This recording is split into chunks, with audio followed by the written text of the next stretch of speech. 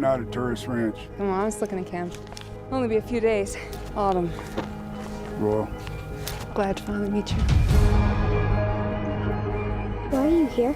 You see that? I've been drawing it for years, and now I see it all over the place here. You stay away from her, you understand? And that goes for everyone.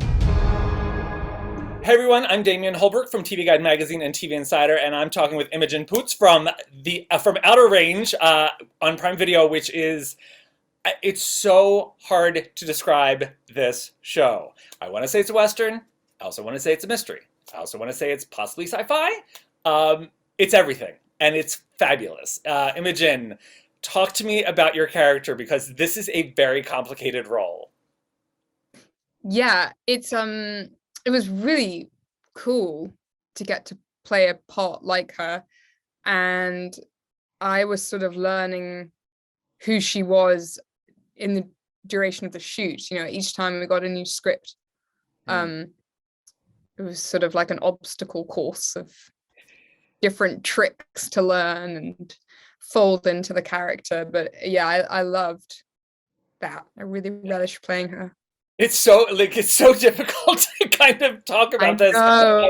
But so Autumn, this character we meet in the first episode she's like a backpacking hiker, sort of a drifter who kind of stumbles into the Abbott's property on their ranch and asks them for permission to kind of camp out on part of their range. I'm guessing, is that a thing? Like, do people do that on ranches? Well, it's more like, who says yes? You know, I mean, it's Royal's fault for saying yes. I think she's a go-getter. She was trying her luck, but yeah, he agreed to it, so that's on him.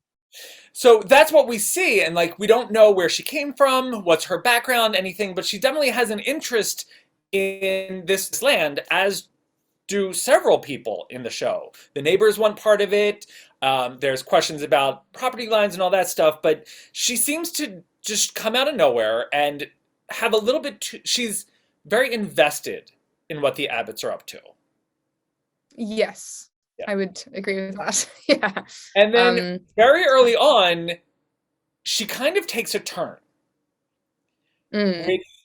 You start to wonder what her true motives are.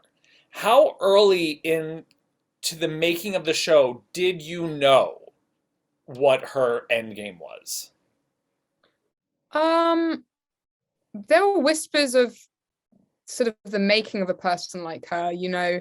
I mean, I was sort of putting two and two together. The fact that she is such a disciple of certain writers and thinkers, and, you know, when that sense of curiosity starts to bleed into kind of a greed, and you know, there's a danger to somebody like that. So I'd sort of had figured out that there was more going on. Obviously, I wouldn't have wanted to play her if she was just, you know, a hippie strolling on in. So there was some great things there to kind of unlock. When you were filming this stuff with Josh or any of the other actors, how did you guys kind of, without spoiling anything, how did you create these tensions knowing what was to be revealed? Well,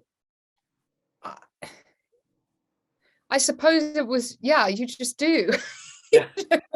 I mean, that's what we were there to do, is sort of, it's like each character has something the other one isn't willing to give, and each character has to confront something which destabilizes everything they've ever believed in. So it sort of felt like the stakes were high for every single character, because of the void. Right. But there was a sort of that I suppose you don't want to play the tone if the tone has that kind of suspense the whole time, and you can't play that, but you can play against it. It's almost, you know, it's like bluffing or something. And each of the characters are sort of bluffing against each other as to how they're actually doing, or how their mental health is holding up, I suppose. Congratulations, Imogen, and everyone, do not miss Outer Range on Prime Video. Thank you so much.